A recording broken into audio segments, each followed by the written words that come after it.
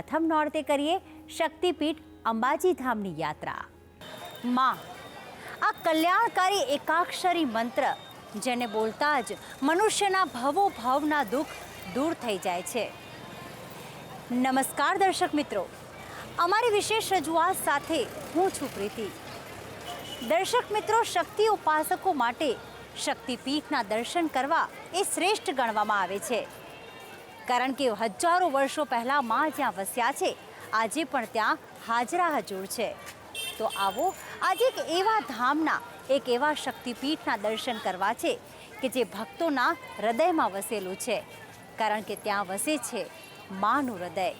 આવો દર્શન કરીએ શક્તિપીઠ અંબાજી ધામના। તો માં શક્તિપીઠ અંબાજીના ચાચર ચોકમાં પ્રવેશ કરીએ એ પહેલાં આવે છે કેટલીક દુકાનો। અહીંયા એક મોટું બજાર આવેલું છે કે જ્યાંથી આપ માં માટે શ્રીફળ, તેમની ચૂંદડી અને શણગારની ખરીદી કરી શકો છો। ઉપરાંત જો આપને પ્રસાદ જોઈતો હોય તો મંદિર પરિસરમાં તો ઉપસ્થિત છે જ, પરંતુ સાથે સાથે અહીંયા પ્રસાદની પણ આપ ખરીદી કરી શકો છો। તો મેં અત્યારે માં માટે શણગાર, ચૂંદડી અને શ્રીફળની ખરીદી કરી લીધી છે। ચાલો હવે જઈએ ચાચર ચોક તરફ। રાજસ્થાન અને ગુજરાતની સીમા પર બનાસકાંઠાના દાંતા તાલુકામાં સ્થિત છે શક્તિપીઠ અંબાજી ધામ, કે જ્યાં માં અંબાની યંત્ર સ્વરૂપે પૂજા કરવામાં આવે છે। અંબાજી શક્તિપીઠ એ માય ભક્તો માટે આસ્થાનું પ્રતીક છે। સુંદર આરસ પહાડથી નિર્મિત આ મંદિર આશરે 1200 વર્ષ પૌરાણિક હોવાનું માનવામાં આવે છે। એક માન્યતા પ્રમાણે આ મંદિરનો જીર્ણોદ્ધાર વર્ષ 1975થી શરૂ કરવામાં આવ્યો હતો, જે આજે પણ ચાલુ જ છે। તો શક્તિપીઠના દર્શન કરવા માટે સૌથી પહેલાં ચાચર ચોકમાં અવાય છે અને ત્યારબાદ જવાય છે શક્તિપીઠ અંબાજી ધામમાં। દેવી આદ્ય શક્તિ એ સર્વેશ્વરી છે, સમસ્ત વિશ્વ એ તેમની જ છબી સમાન છે। ત્યારે 51 શક્તિપીઠોમાં જે સર્વશ્રેષ્ઠ મનાય છે તે છે શક્તિપીઠ અંબાજી ધામ। અહીં માની કરુણાનો સૂર્ય આઠે પ્રહરમાં ચમકતો રહે છે। આ પાવનકારી સ્થળે માં અંબાનું હૃદય પડ્યું હતું, જેથી આજ પાવનભૂમિ માં અંબાની હૃદય સ્થળી તરીકે ભક્તોમાં સ્થાન ધરાવે છે। અંબાજી શક્તિપીઠ ગુજરાત અને રાજસ્થાનની સીમા પર આવેલું છે। બનાસકાંઠાના દાંતા તાલુકામાં અરવલ્લીની ગિરિમાળાઓની મધ્યમાં આવેલું છે આ મંદિર। આશરે 1200 વર્ષ પ્રાચીન હોવાનું માનવામાં આવે છે। આ મંદિરના જીર્ણોદ્ધારનું કાર્ય વર્ષ 1975થી શરૂ કરવામાં આવ્યું હતું અને આજ દિન સુધી આ કામ યથાવત છે। સફેદ આરસ પહાડના પથ્થરોથી બનેલું આ મંદિર અતિ ભવ્ય છે। ભારતીય સંસ્કૃતિ અને પરંપરાઓને ઉજાગર કરતી અંબાજી મંદિરની વાસ્તુકળા ખૂબ જ અદ્ભુત અને કલાત્મક છે। મંદિરમાં આવેલ ચાચર ચોક ખૂબ જ ભવ્ય અને વિશાળ છે।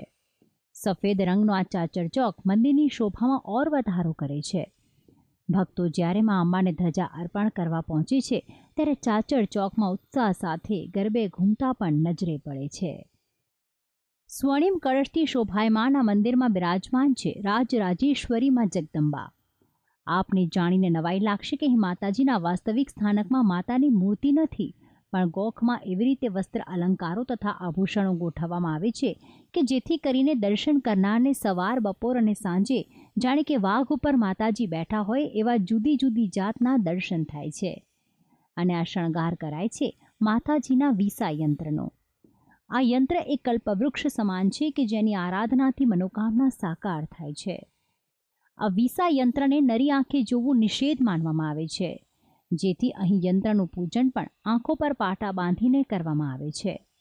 ગુજરાતનું સુપ્રસિદ્ધ યાત્રાધામ અંબાજી મંદિર, આ મંદિર લગભગ 1100 વર્ષ જૂનું મંદિર છે। અહીંયા કૃષ્ણ ભગવાનની પણ બાબરી અહીંયા ઉતરી હતી એવું લોકવાયકામાં કહેવામાં આવે છે। અને આ મંદિરની વિશેષતા એ છે કે 51 શક્તિપીઠની અંદર માતાજીનો હૃદયનો ભાગ અહીંયા બિરાજમાન છે અને તંત્ર ચૂડામણી પુસ્તકની અંદર આનો ઉલ્લેખ છે। હું અહીંયા દર્શન કરવા આવીએ અંબે માના દર્શન કરી ખૂબ ખૂબ ધન્ય બની ગઈ અને રોજ હું શક્તિ સત્તાવની માતાજીનો પાઠ કરું છું। મને બહુ જ આનંદ થાય છે। ગબ્બરગઢ આવવાની ઘણી જ વર્ષથી ઈચ્છા હતી। આજે માતાજીના હુકમથી અહીંયા પધાર્યો છું। માતાજીના દર્શન સારી રીતે થઈ ગયા। બોલો અંબે માત કી જય। આપને જાણીને નવાઈ લાગશે કે અંબાજી વિશ્વનું એકમાત્ર એવું શક્તિપીઠ છે કે જ્યાં આરતી વખતે વચ્ચે વિરામ લેવાય છે। બનાસકાંઠા જિલ્લાના પ્રસિદ્ધ યાત્રાધામ અંબાજીના શિખરને સોનાથી મઢવાનું કામ લાંબા સમયથી ચાલી રહ્યું છે. આ દરમિયાન ઘણા માઈ ભક્તો સોના અને ચાંદીનું પોતાની યથાશક્તિ પ્રમાણે દાન કરી ચૂક્યા છે. મંદિરનું શિખર 103 ફૂટ ઊંચું છે, જેમાં 61 ફૂટ સુધી શિખર સુવર્ણમયની કામગીરી પૂર્ણ થઈ ગઈ છે, જેમાં 140 કિલો સોનાનો ઉપયોગ કરવામાં આવ્યો છે, જેથી શિખર પર 358 જેટલા સુવર્ણ કળશ સુસજ્જિત જોવા મળે છે. અહીં માં અંબાને સવારે બાલભોગ, બપોરે રાજભોગ અને સાંજે સાયન ભોગ ધરાવવામાં આવે છે. મને માતાજીના આ સ્થાનકમાં આવવાનો પહેલીવાર મને મોકો મળ્યો છે, પણ મને ખૂબ જ અહીંયા આવીને શાંતિ લાગે છે અને અનુભૂતિ મને સરસ જ થઈ છે. અને માતાજીને મારા હાથમાં મને આશીર્વાદ રૂપે મને માતાજીએ ચાંદલો પણ છોડી આપ્યો છે ને આ માતાજીને ભેટ ધરાવીને આજે ખૂબ જ આનંદ થઈ ગયો છે. જય માતાજી. અંબાજી શક્તિપીઠના દર્શન કરવાનો જેટલો મહિમા છે તેટલો જ મહિમા માનું પ્રાચીન સ્થાનક મનાતા ગબ્બરના દર્શન કરવાનો પણ છે. તો ચાલો જઈએ હવે ગબ્બરના ગોખવાડીના દર્શન કરવા. અંબાજી શક્તિપીઠના આપણે દર્શન તો કર્યા, પરંતુ અંબાજી શક્તિપીઠથી 3 કિલોમીટરના અંતરે આવેલ છે ગબ્બર પર્વત, કે જ્યાં માં આરાસુરી માં અંબા જ્યોત સ્વરૂપે બિરાજમાન છે. અત્યારે આપણે ગબ્બર પર્વત પર દર્શન કરવા જઈ રહ્યા છીએ. જો તમે માતાજીની જ્યોતના દર્શન કરવા માંગતા હો તો અહીંયા 2 વિકલ્પ આપને મળશે. આપ 999 પગથિયા ચડીને માં અંબાના દર્શન કરવા ગબ્બર પર્વત પર જઈ શકો છો. તો સાથે જ ભક્તોની સરળતા માટે અહીંયા રોપવેની સુવિધા પણ ઊભી કરવામાં આવી છે.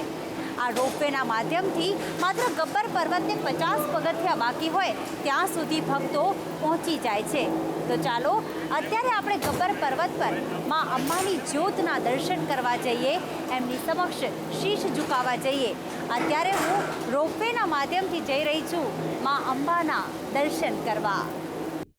સુંદર અને કુદરતી વાતાવરણ અને વનરાજી વચ્ચે વસેલું માના આ સ્થાનક પર ભક્તો આસ્થા સાથે દર્શન કરવા આવે છે. આમ તો અહીં 999 પગથિયા છે, પરંતુ આધુનિક સમયમાં ભક્તો માટે રોપવેની સુવિધા શરૂ કરવામાં આવી છે, જેમાં 23 જેટલી ટ્રોલી ભક્તો માટે મૂકવામાં આવી છે. અરવલ્લીની ગિરિમાળાઓની વચ્ચે આવેલો છે ગબ્બર પર્વત, અને આ ગબ્બર પર્વત પર માં અંબા બિરાજે છે જ્યોત સ્વરૂપે. માય ભક્તો અહીંયા સીડીઓ ચડીને અથવા તો રોપવેના માધ્યમથી અહીંયા માની જ્યોતના દર્શન કરવા આવે છે. અને ભક્તો એક જ પ્રાર્થના કરે છે કે તેમના જીવનમાં જો અંધકાર હોય, તેમના જીવનમાં જો મુશ્કેલી હોય, તો આ રીતે જ એક પ્રકાશની જ્યોત તેમના જીવનમાં આવે અને તેમના જીવનમાં માં અંબા સુખ અને શાંતિ જે છે તેના આશીર્વાદ આપે. તો માં અંબાની આ જ્યોત માતાજીની હયાતીનો પુરાવો આપે છે. આ દિવ્ય જ્યોતના દર્શન વિના અંબાજીની યાત્રા અધૂરી ગણાય છે. ગબ્બર પર્વત પર માના પદચિહ્ન બનેલા છે. પદચિહ્નની સાથે સાથે અહીં માના રક્તચિહ્ન હોવાની પણ માન્યતા છે. અહીં ચુંદડી બાંધી અને માને શણગાર અર્પણ કરીને મહિલાઓ પોતાના અખંડ સૌભાગ્ય માટે પ્રાર્થના કરે છે. ભક્તો અહીં જ્યારે સાચા મનથી પ્રાર્થના કરે છે ત્યારે તેમના જીવનમાં કોઈ મુશ્કેલી કે કોઈ સમસ્યા રહેતી નથી. જીવનમાં પ્રાર્થના એ મહત્વનું સ્થાન ધરાવે છે. જો મનમાં હોય ભાવ અને ભાવનામાં હોય સમર્પણ, તો માં અચૂક તમારી પ્રાર્થના સાંભળતી હોય છે. જીવનમાં ક્યાં અને કેવી રીતે આપનું ભાગ્ય ચમકી જાય તે તો આપણને ખબર નથી, પરંતુ આજે માં જગદંબાના દર્શન કરીને, કે જ્યાં માનું હૃદય પડ્યું છે, એવા શક્તિપીઠ અંબાજીના દર્શન કરીને આપણે સૌભાગ્યની પ્રાપ્તિ કરી. માં જગદંબા આવી રીતે જ આપને ખુશખુશાલ રાખે અને આપના પર વરસાવે સુખ અને સમૃદ્ધિનો વરસાદ. તે જ પ્રાર્થના સાથે આ યાત્રાને અહીંયા જ વિરામ આપીએ. નમસ્કાર. જય અંબે.